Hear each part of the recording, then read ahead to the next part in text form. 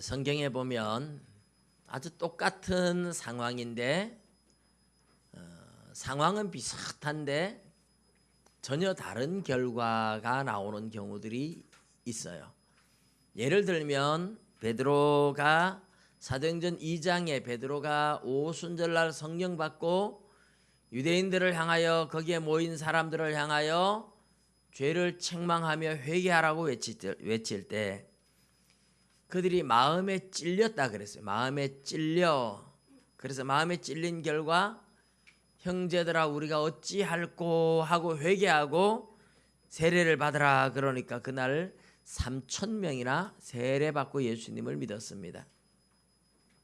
그런데 아주 비슷한 상황에 사도행전 7장에 가면 스데반 집사가 설교를 하며 죄를 책망해요. 그런데 똑같이 거기에 모인 사람들의 마음이 찔렸다 그랬어요. 마음에 찔려. 그런데 마음에 찔려서 회개하는 게 아니고 어떻게 했어요? 이를 갈거늘 그래서 이빨을 갈고 있다. 하나님의 말씀을 들으며 죄에 대해서 책망을 받았는데 한쪽 사람들은 회개하고 한쪽 사람들은 이빨을 갈고 있습니다. 그러다가 스데반 집사가 하늘을 쳐다보는 순간에 환상이 열렸어요.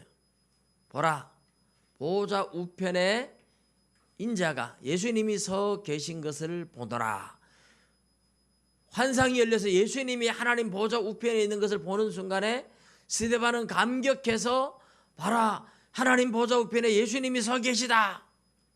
그 이야기를 하는 순간 사람들은 양심에 찔려서 마음에 찔려서 이를 갈면서 어쩔 줄 모르다가 그 이야기를 듣는 순간에 기회는 이때다 하고 폭발하고 일어나가지고 스데반을 끌고 나가서 돌로 쳐 죽였습니다. 하나님의 백성들은 죄에 대해서 책망을 받을 때 회개하고 돌아오는 것이 특징이고, 그래서 마태복음 15장 우리가 이미 보았지만 가나안 여인은 예수님이 개 취급을 하는데도 주여 올소이다마는 개들도 주인의 상에서 떨어지는 부스러기는 먹나이다 하고 회개하고 돌아와서 자기 딸 고침받는 그런 모습이 나와요.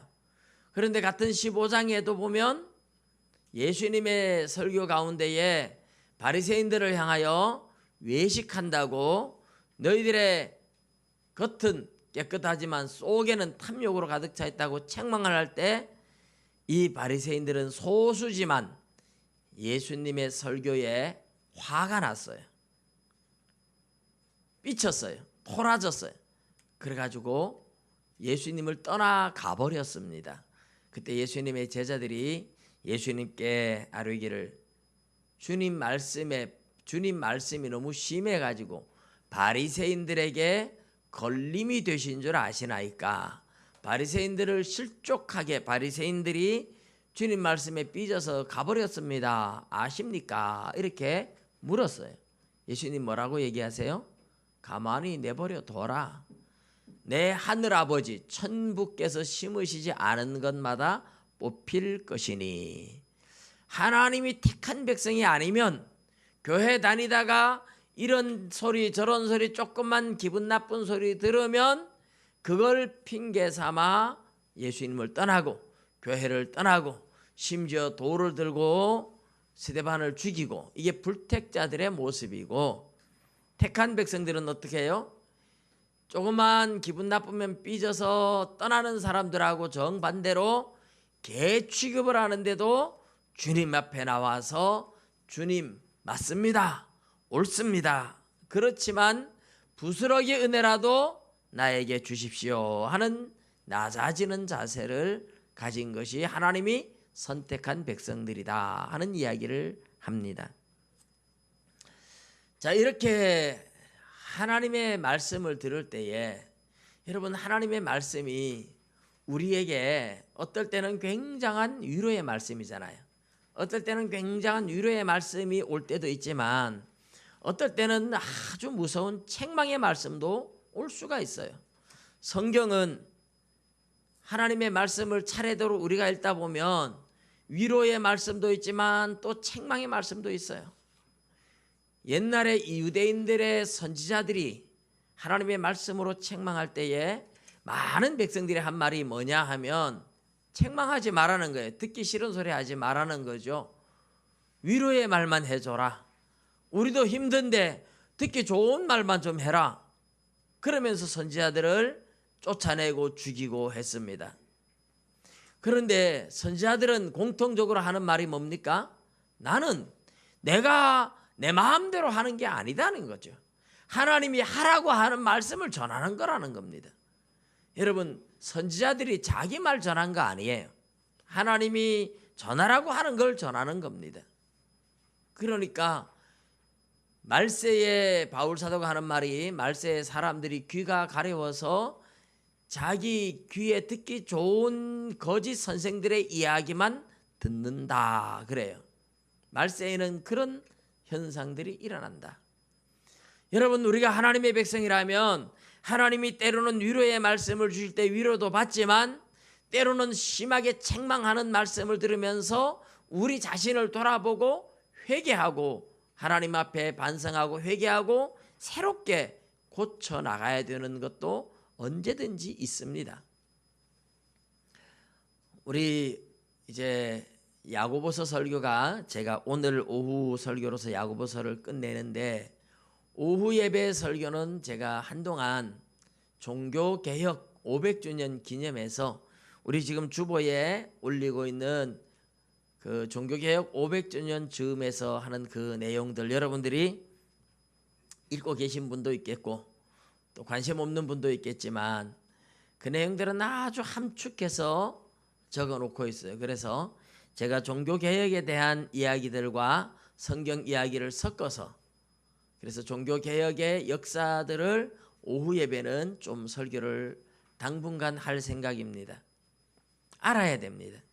종교개혁이 뭐냐? 사람들이 오해하는 게 천주교에서 갈라져 나온 거다 이렇게 오해를 많이 해요. 여러분, 우리 기독교는 천주교에서 갈라져 나온 게 아닙니다. 천주교에서 우리 기독교를 프로테스탄트라고 불렀어요. 프로테스탄트라는 말은 항의한다는 뜻입니다. 그래서 프로테스탄티즘, 항의주의자들. 이 항의한다는 말은 그동안 천주교라는 이 교회가 계속해서 정통 역사를 가지고 왔는데 자들이 뭔가 새로운 걸 가지고 튀어나왔다 이거죠. 그래서 뉴처치다. 그래서 우리는 개신교라 이렇게 부르죠. 개신교라고 부르면 사실은 안 되는 말입니다.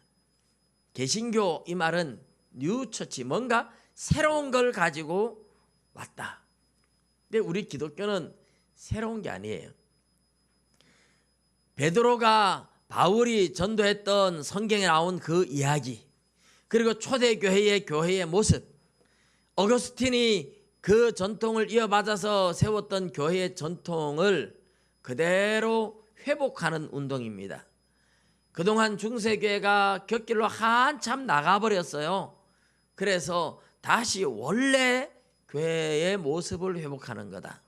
이런 의미에서 전혀 새로운 걸 가지고 온 게 아니에요. 여러분, 이단은 역사성이 없어요. 역사성이 없다는 말은 신천지 이러면, 신천지는 어느 날 갑자기 이만희가 나타나가지고 자기가 메시아다, 자기가 그리스도다, 자기가 보혜사다 이러고 있어요. 그 이만희가 나타날 것이라는 어떤 예언도 없습니다. 전혀 성경의 교회 역사, 어떤 역사성이 없어요. 이단들, 안상홍 이단 역사성이 없습니다. 어느 날 갑자기 이단이 생겨난 거예요. 성경을 왜곡시켜서. 그런 것이 이단들을, 역사성이 없는 것을 이단들이라고 우리가 이야기를 해요. 성경의 역사, 교회의 역사와 전통, 성경의 가르침을 초대교회부터 가르쳤던 가르침, 그 역사를 그대로 따라가는 것은 정통교회인데, 이런 역사성이 전혀 없이 어느 날 갑자기 자기들끼리 이게 성경적이다. 그러면 이만희를 믿어야만 구원 얻으면 그동안 이만희 없을 때 예수 믿고 이런 사람들은 아무도 구원 못 얻나요? 말이 안 되잖아요. 이만희를 믿어야만 구원 얻는다. 그러면 지금까지 교회는 뭡니까? 아무도 구원 못 얻어요? 이렇게 역사성을 없애버리는 것, 이게 이단이거든요. 그런데 개신교라고 이렇게 부르는 건 천주교가 우리를 이단 취급해서 새로운 교회다, 전혀 역사성이 없는 새로운 교회다, 이렇게 불러줬던 게 개신교라는 말이에요. 우리가 자꾸 개신교 우리도 그렇게 많이 쓰는데, 우리는 개신교가 아니고 뭐예요? 개혁교회라고 말합니다. 개혁교회. 개혁교회라는 말은 잘못된 것을 뜯어 고쳐서 원래의 역사성을 지켜나가는, 원래 본질을 다시 회복하는 것이 개혁한다는 말입니다. 할렐루야. 예. 그래서 우리는 우리 자신들의 신앙도 개혁해야 돼요. 여러분, 내가 신앙생활 잘 하고 있다고 생각하는데 뭔가 배부르고 등 뜨시고 편안하면 옛날과 다른 첫사랑을 잃어버리고 기도가 식어지고 전도의 열정이 식어지고 성경을 안 보고 이러면서 열정을 잃어버리면서 나도 모르게 세속화되어 가는 경우들이 많아요. 그럴 때 하나님의 말씀으로 다시 한번 책망을 받으면서 정신을 차리는 거죠. 그럴 때 우리 개인의 신앙을 개혁하는 겁니다. 여러분, 목사도 끊임없이 개혁을 해야 돼요. 목사도 내가 이제 성경도 알고 아무것도 안 해도 된다 이러면, 현실에 안주하고 있으면 목사의 신앙도 별 수 없이 병듭니다.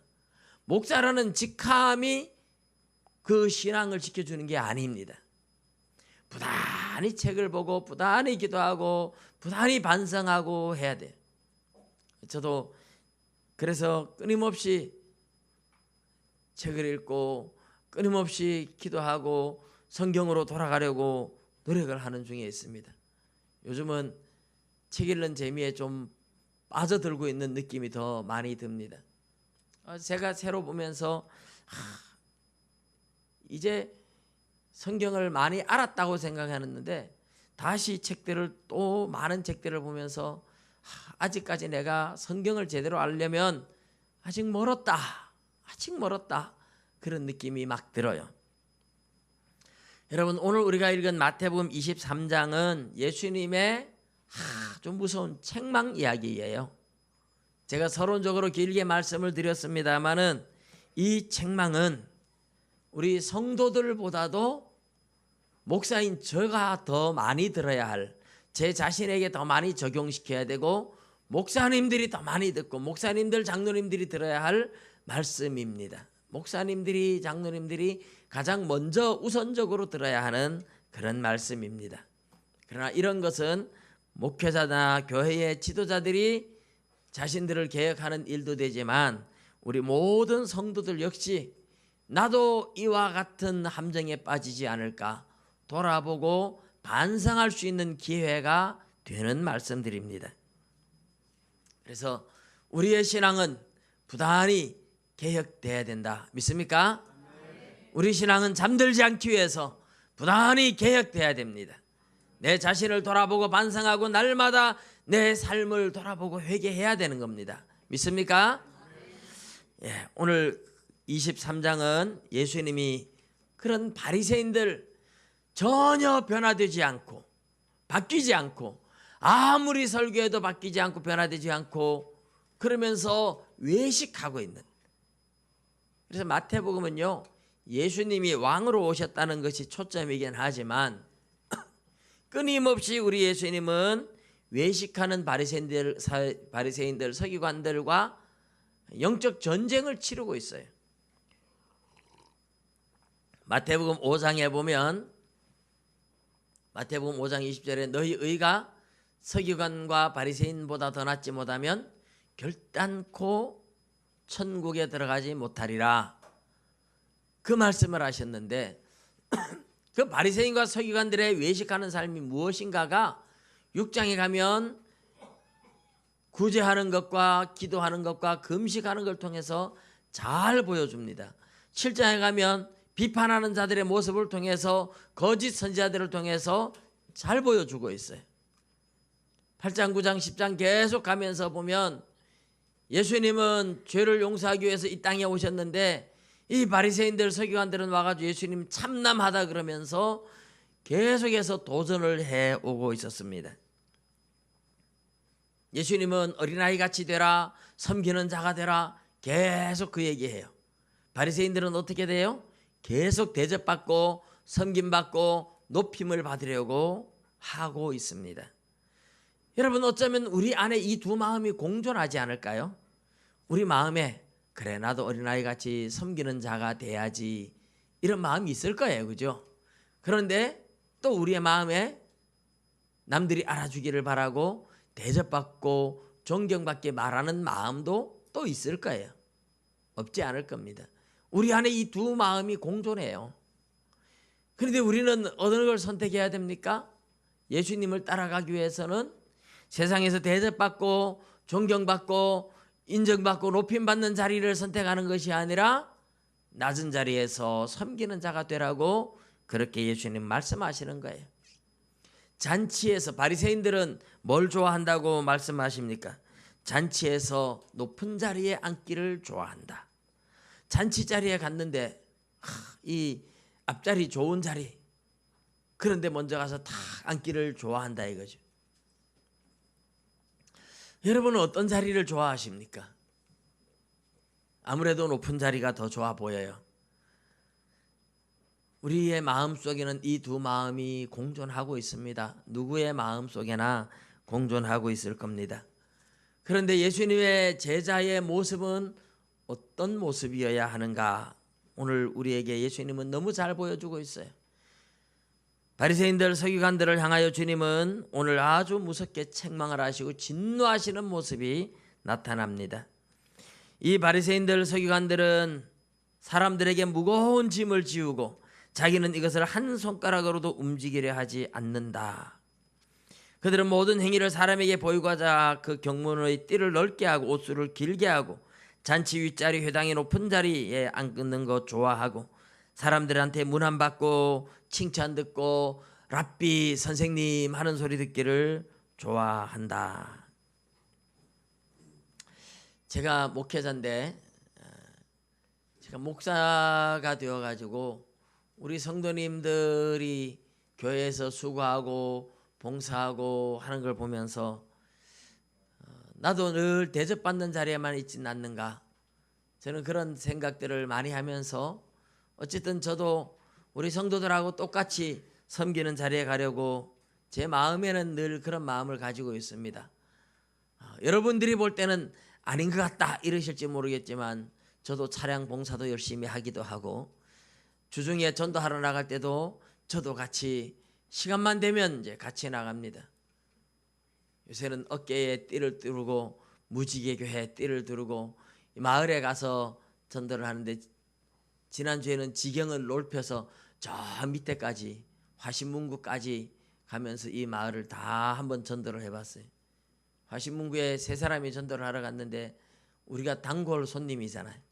아이고 목사님 전도하러 오셨다고 이 땡빛에 오셨냐고 그러면서 얼음 주스 태워가지고 주느라고 가지 말라고 붙잡아 놓고 그렇게 얻어먹고 다니기도 합니다. 여러분 전도하다 보면 하면 할수록 처음에 전도하는 거는요 굉장히 마음에 부담을 가지시는 분들이 있을 거예요. 또 목사님 또 전도 얘기한다. 전도 안 하고 그냥 이렇게 다녀도 좋은데 막 마음에 부담감이 와서 전도 그러면 막 경기를 일으키는 사람도 있을 거예요. 그런데요 전도 해보면 해볼수록 신이 납니다. 전도하면 할수록 하나님이 우리를 기뻐하시는 게 느껴져요. 성령님이 막 기뻐하시는 게 느껴져요. 할렐루야. 아멘. 아무도 아멘 안 하는 거 보니까 대단한 부담감을 느끼시나 봐요. 여러분 하나님의 일을 하는 데 있어서 목사든 뭐 장로든 평신도든 우리 모두가 하나고 함께 수고하고 봉사하고 섬기고 같이 나가는 겁니다. 누가 대접받는 자리에 앉아있는 것이 좋은 게 아니에요. 우리 예수님도 제자들의 발을 손수씻기면서 섬김의 본을 보여주셨잖아요. 근데 바리새인들과 서기관들은 전혀 그렇지 않았어요. 아무것도 안 하고 손가락 하나 까딱 안 하고 입으로만 이거 해라 저거 해라 입으로만 하고 손가락 하나 움직이지 않는다. 우리 예수님이 하신 말씀입니다. 여러분 혹시 나는 손수 일하는 것 싫어하고 시키는 것만 좋아하는 분들은 없는지 자신들을 돌아보고 우리가 몸으로 헌신하고 봉사하는 것을 두려워하지 말고, 여러분 우리 모두가 하나님 앞에 내 몸소 앞장서서 섬기는 자가 될 수 있기를 주님의 이름으로 축복합니다. 오늘 예수님은 이 바리새인들을 향하여 외식한다고 말씀을 하시면서 화 있을진저 외식하는 서기관들과 바리새인들이여 7번 얘기해요. 7번. 마태가 7번을 기록했는데 이 말씀들은 전부 다 뭐예요? 외식에 대한 얘기입니다. 너희들 외식하고 있다. 뭐 이런저런 죄를 주님이 하는 거 아니에요. 이 살인자들아 뭐 이런 죄 아니에요. 간음한 놈들아 뭐 이런 죄를 얘기하는 거 아니에요. 물론 그런 죄들이 마음속에 있어요. 탐욕 있다고 말을 해요. 그런데 죄를 안 지어서 의로운 게 아니거든요. 이 바리새인들만 죄가 있는 건 아니거든요. 죄를 가지고 있으면 죄를 가지고 있다고 솔직하게 인정할 수 있고, 자기의 욕심 때문에 이렇다면 욕심이 있다고 솔직하게 인정하고 하나님 앞에 정직하게 나와서 고백하고 낮아지면 되는데 안 그런 척 하는 것이 문제예요. 여러분, 이 척 하는 게 이게 참 문제잖아요. 없으면서 있는 척 하는 사람, 모르면서 아는 척 하는 사람, 안 그런 척하고 모르면서 아는 척하고 없으면서 있는 척하고 척 하다가 그냥 망하는 사람들이 많습니다. 여러분, 바리새인들의 욕심과 탐욕과 이런 것들은 다른 사람들에게도 다 있어요. 그게 인간의 타락한 본성이에요. 그 죄 자체 때문에 주님이 지금 책망하는 게 아니에요. 그런 죄를 가지고 있으면서 안 가지고 있는 척, 안 그런 척, 없는 척, 거룩한 척, 깨끗한 척, 그렇게 자기를 포장하는 외식 때문에 문제가 되는 겁니다. 여러분, 하나님 앞에서 우리가 죄인인데 우리는 하나님 앞에 정직하게 내가 죄인임을 고백할 수 있어야 되고, 사람들 앞에서도 내가 다 똑같은 사람인데 혼자 거룩한 척하고 혼자 잘난 척하고, 그래서 얻는 게 뭘까요? 그래서 얼마나 대접받을까요? 여러분, 사람들이 그런 사람을 대접해 줄 거라고 생각하죠. 앞에서는 대접해 주는 척 합니다. 자기도 안 그런 척 하니까 앞에서도 사람들도 그래 알았어 하고 대접해 주는 척 합니다. 뒤로 돌아서서 다 손가락질 합니다. 여러분, 대통령도 얼마나 욕해요. 뒤로 돌아서서 대통령 다 욕하는데, 여러분 뭐 우리 교회 목사님들 총회장하고 노회장 하면 교회들이 막 목사님들이 성도들이 와 하고 존경할 거라고 생각합니까? 아니잖아요. 총회장 얼마나 욕 많이 얻어먹는 자리고 노회장 욕 얼마나 얻어먹는 자리인지 몰라요. 욕 많이 합니다. 그런데 그 자리에 올라가려고 치열하게 다투고 싸우고 이런 사람들이 많이 있습니다. 바로 오늘날 우리 이런 모습이 예수님 당시의 바리새인의 모습과 똑같은 모습이에요. 안타깝지만 오늘 우리 시대에도 많은 바리새인들이 있는 겁니다. 예수님께서 책망합니다. 바리새인들에게 너희들이 천국 문 앞에 서 가지고 너희들도 들어가지 않고 천국에 들어가려고 하는 사람들까지 가로막고 있구나. 천국에 들어가고 싶어 하는데 이 바리새인들이 복음을 제대로 안 가르쳐줘서 복음을 잡고 있으니 천국 문을 지키는 자예요. 그런데 자기도 말씀대로 안 살아니 천국 문에 안 들어가고, 다른 사람들 천국 문에 들어가고 싶은 사람한테도 여기가 문이 아니야 그러고 가짜 문을 가르쳐주는 겁니다. 믿음으로 구원 얻어야 되는데 믿음이 아니고 헌금 많이 하면 구원 얻는다, 이런 식으로 가르쳐주면 뭐예요? 천국 문 닫고 다른 사람도 못 들어가게 하는 거하고 똑같잖아요. 교인 하나를 얻기 위하여 바다와 육지를 두루 다니며 돌아다니며 그렇게 찾다가 한 명을 얻으면 너희들보다 배나 더 지옥 자식이 되게 하는도다. 잘못 가르쳐서. 그래서 우리 예수님은 화 있으신 저 그렇게 이야기를 하십니다. 제가 옛날에 다른 노회에 있었는데 그 노회에 우리 한국 교회가 알아두는 유명한 목사님이 한 분 있었어요. 그 목사님이 열심히 정치를 했던 분이에요. 교회 정치도 필요합니다. 교회 정치를 나쁘게 볼 게 아니고 교회들을 살리고 교회들을 지켜주고 교회들을 위로하기 위해서 필요한 정치예요. 그런데 정치 이럴 때 부정적으로 이야기하는 것은 이 노회의 헤게모니를 장악해서 주도권을 쥐고 내 마음대로 나한테 잘 보이면 높여주고 잘못 보이면 죽이고 그랬던 목사님이 있었어요. 그분이 나중에 나이 들어가지고 자기한테 배우고 자기한테 장로 안수받고 해서 장로 되었던 그 장로님이 부목사님과 성도들을 모아가지고 몽땅 떠나는 바람에 목사님이 충격받고 쓰러져 가지고 얼마 못 사시고 돌아가셨어요. 결국은 뭐예요? 내가 정치를 그렇게 나쁜 정치를 가르쳤는데 나한테 배운 사람이 나한테 똑같이 해서 내가 당하고 쓰러진 겁니다. 참 그것을 보면서 안타까움을 금할 길이 없었습니다만은 그렇게 우리 예수님께서 바리새인들을 향하여 책망을 하는 거죠. 성전에 금으로 맹세하면 지킬지라. 성전으로 맹세하면 아무 일 없고 지키지 않아도 되지만 성전에 금으로 맹세하면 지키고 제단으로 맹세하면 아무 일 없지만 제단에 있는 제물로 맹세하면 지켜야 된다. 이렇게 가르쳤다는 말이에요. 무슨 말입니까? 하나님 앞에 나와서 뭐 맹세하고 이런 거는 안 지켜도 되는데 맹세를 할 때는 꼭 헌금을 드리면서 맹세해야 된다. 이런 얘기죠. 헌금을 드리면서 맹세한 건 지켜야 된다. 이런 얘기. 그러니까 헌금 강조하는 거죠. 돈 가져와라 이 말이죠. 바리새인들은 돈을 좋아하는 사람들이라고 성경에서 누가복음 16장에 이야기하고 있습니다. 그래서 예수님이 말씀할 때에 비웃었어요. 돈을 너무 좋아해서. 그리고 예수님이 책망합니다. 성전이 더 중요하냐? 그 성전에 있는 금이 중요하냐? 제단이 더 중요하냐? 제물을 거룩하게 하는 제단이 중요하냐? 제물이 중요하냐? 하나님이 더 중요하고 하나님의 성전이 더 중요하지. 그런데 바리새인들 서기관들은 외식하면서 돈만 밝히고 있다는 거죠.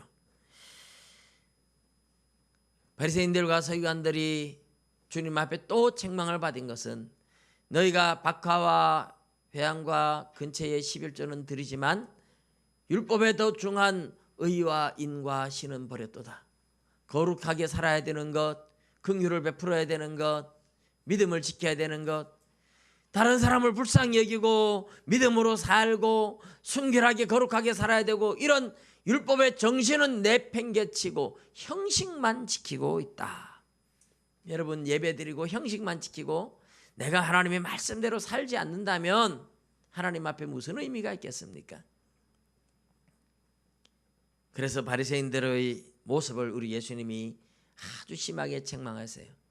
화 있을 진저 외식하는 서기관들과 바리새인들이여 대접의 겉은 깨끗하나 속에는 탐욕과 방탕으로 가득하다. 회칠한 무덤이여 화 있을 진저 회칠한 무덤이여 겉에는 아름답게 꾸몄지만 속에는 죽은 사람의 뼈가 들어있고 온갖 더러운 것들이 있다. 회칠한 무덤을 얼마나 여러분 공동묘지에 가서 부자들 무덤을 보면 무덤이 얼마나 예쁘게 장식되어 있어요. 겉으로는 좋아 보이지만 속에는 죽은 사람의 뼈가 있고 막 썩어가고 있고 더러운 것이 있는 거죠. 그렇다 이거죠. 바리새인들 서기관들 너희들의 모습은 겉으로는 거룩한 척하고 깨끗한 척하고 잘난 척하고 사랑 많은 척하고 하지만 너희들 속에는 온갖 더러운 탐욕으로 가득 차 있지 않느냐. 예수님을 속일 수가 없는 겁니다. 예수님은 바리새인들의 이 외식과 이런 탐욕들에 대해서 바라보시면서 아주 무섭게 책망하고 계셨습니다. 우리 예수님께서 이 유대인들의 이런 외식을 보면서 너희들이 선지자들의 무덤을 팍 장식하고 의인들의 비석을 열심히 꾸미고 그러면서 하는 말이, 여러분 오늘날도 보면 이런 거 잘하는 사람들이 있어요. 순교자 기념비 세우는데 열심을 내고, 또 뭐 이렇게 뭡니까 조상 비석 세우는데 이런데 열심을 내는 사람들, 죽은 사람한테 엄청 열심으로 공을 들이는 사람들이 많아요. 근데 그 사람들 치고 살아 계실 때 잘한 사람 별로 없거든요. 살아 계실 때 부모한테 잘한 사람들은 별로 돌아가신 후에 후회가 안 남아요. 근데 살아 계실 때 잘 못한 사람들이 돌아가시고 나서는 자기가 굉장히 효자인 것처럼 막 비석 꾸미고 상석 갖다 놓고 막 제사상 바리바리 차리고 이러고요.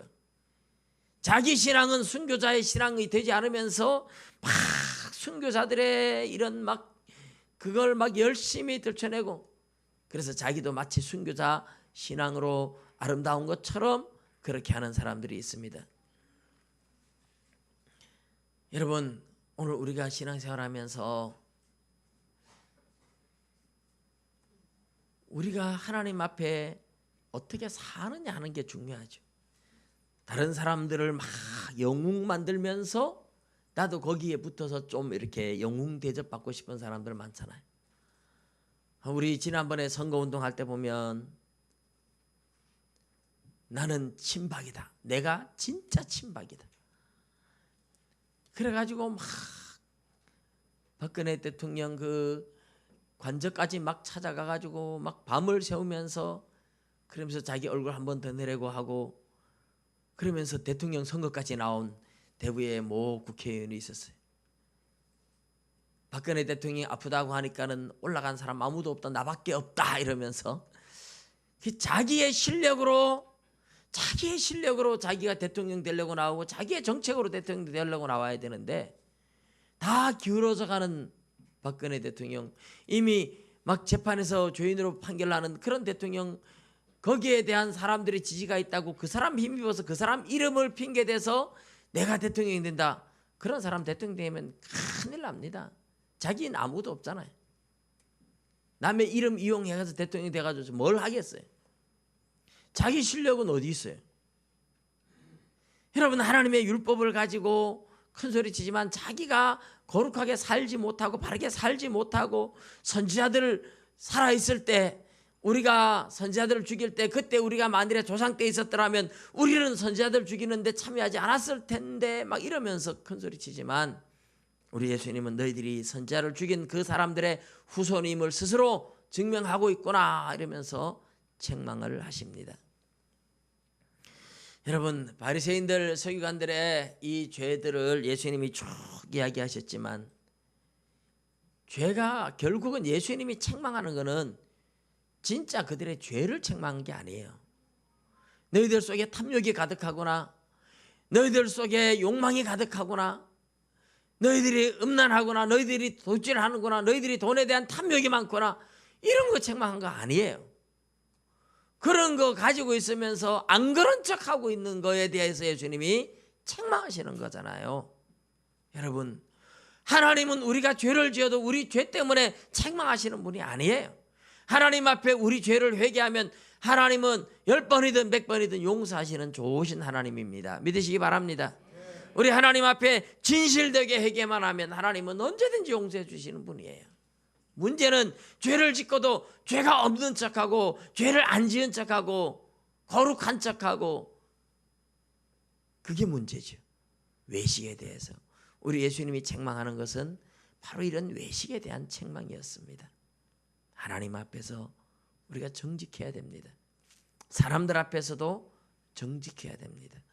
정직한 것보다 큰 무기는 없어요. 우리 예수님께서 이렇게 책망하시면서 예루살렘을 향하여 안타깝게 울고 계세요. 우리 마태복음에는 없지만 누가복음에는 예수님께서 성을 보시며 우셨다고 해요. 소리내어 우셨어요. 눈물을 흘리며 우셨어요. 감람산을 넘어서 예루살렘 성으로 향하여 갈 때에 기드론 시내를 놔두고 예루살렘 성전과 감람산이 있는데, 예수님은 동쪽 감람산을 넘어서 내려오시면서 성을 보고 소리내어 엉엉 우셨대요. 그래서 예수님이 우셨던 그 자리에 지금은 기념 예배당이 지어져 있습니다. 교회 이름은 눈물교회입니다. 예수님이 흘린 눈물을 흘린 자리라고 해서 눈물교회라고 있는데, 그 눈물교회 자리가 그 강대상 뒤에, 이 강대상 뒤에 딱 막혔잖아요. 거긴 강대상 뒤에 투명한 유리로 활짝 보입니다. 그 강대상에서 딱 바라보면 예루살렘 성전이 가장 잘 보이는 자리예요.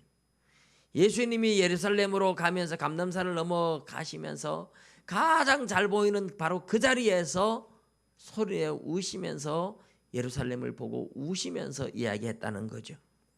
그래서 예루살렘아 예루살렘아 선지자들을 죽이고 내게 파송된 자들을 돌로 치는 자여, 암탉이 그 새끼를 날개 아래 모음같이 내가 내 자녀를 모으려 하느니 몇 번이더냐. 그러나 너희가 원하지 아니하였도다. 보라, 너희 집이 황폐하게 버려진 바 되리라. 내가 너희에게 이르노니 이제부터 너희는 찬송하리로다. 주의 이름으로 오시는 이여 할 때까지 나를 보지 못하리라 하시니라. 예수님이 너무 안타까워서 예루살렘의 멸망을 지금 보고 계신 거예요. 주 70년 로마의 디도 장군에 의해서 예루살렘이 완전히 초토화될 것을 예수님은 미리 내다보면서 너무너무 가슴 아프게 울고 계신 거예요. 예루살렘아 예루살렘아, 너도 오늘날 평화에 관한 일을 알았다면 좋을 뻔했는데 너에게 파송된 선지자들을 죽이고 돌로 치는 자들이구나. 내가 암탉이 새끼를 그 날개 아래 모으려고 하는 것처럼 내가 너희들을 품으려고 몇 번이나 선지자들을 보내고 많은 사람들을 보냈는데 너희들이 나를 거부했구나. 우리 예수님 예루살렘 성을 보면서 우셨습니다. 예수님은 이 바리새인들과 서기관들을 향하여 화 있을진저 외식하는 서기관들과 바리새인들이 이렇게 심하게 책망하지만 책망하시는 예수님의 마음은 울고 있다는 겁니다. 너무 안타까워서 너희들이 회개하고 용서를 받아야 되는데 너희들에게 임할 하나님의 진노가 얼마나 무서운데 너희는 그건 모르고 있구나. 너희들이 지옥으로 들어가서 받을 형벌이 얼마나 무서운데 너희들은 왜 모르느냐. 우리 주님이 너무너무 안타까워서 무섭게 책망하시면서도 예수님은 눈물 흘리며 울고 계셨던 겁니다. 사랑하는 성도 여러분, 우리 하나님의 책망은 하나님의 사랑입니다. 여러분, 사랑하지 않는 사람을 책망하는 거 보셨습니까? 부모가 자식을 야단칠 때 사랑하지 않는데 야단칩니까? 사랑하니까 야단치죠. 하나님이 책망하는 책망은 우리를 향한 하나님의 뜨거운 사랑입니다. 제발 제대로 좀 알아라. 하나님의 진노가 얼마나 무서운지 아느냐? 지옥의 형벌이 얼마나 무서운지 아느냐? 한 번 들어가면 다시 나올 수 없는 무서운 불타는 지옥 불덩이에 들어가서 영원한 형벌을 받을 건데 그게 얼마나 무서운지 아느냐? 지금 기회 있을 때에 너희들의 죄를 정직하게 인정하고 회개하고 내 품으로 돌아오너라. 우리 예수님의 눈물 어린 탄식이고 책망입니다. 여러분, 천국과 지옥을 믿으십니까? 천국을 믿는다면, 지옥을 믿는다면 내 사랑하는 형제가, 자매가, 자녀가 지옥으로 가는 것을 그냥 버려두고 지옥으로 갈든지 말든지 그럴 수가 없습니다. 그럴 수가 없죠.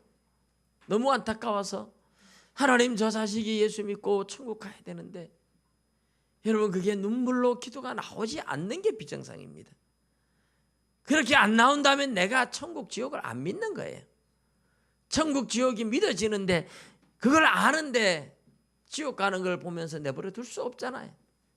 우리 예수님도 그걸 알기 때문에 바리새인들을 향하여 무섭게 책망하시지만 예루살렘을 바라보면서 눈물로 울면서 외치고 계신 겁니다. 사랑하는 성도 여러분, 우리 자신들도 늘 개혁해야 됩니다.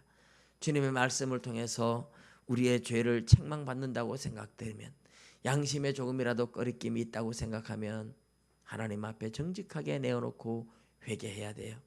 죄를 뭐라고 하는 것이 아니라 죄를 짓고도 회개하지 않는 그 외식 때문에 우리 주님이 안타까워하고 있다는 겁니다. 외식하는 동안은, 회개하지 않고 안 그런 척하는 동안은 용서받을 수가 없어요. 정직하게 내어놓고 회개하면 오늘도 용서하기를 기다리고 계신 주님, 나에게 빨리 돌아와서 회개하면 내가 용서해야지 기다리고 계신 주님을 믿고 하나님 앞에 정직하게 회개하고 날마다 우리 자신들을 개혁해 나가는 개혁교회 성도답게 우리 자신들을 하나님 앞에 정직하게 내어놓고 살아가고 회개하며 살아가고 복음 전하며 살아가는 저와 여러분 되시기를 주님의 이름으로 축복합니다. 기도드리겠습니다.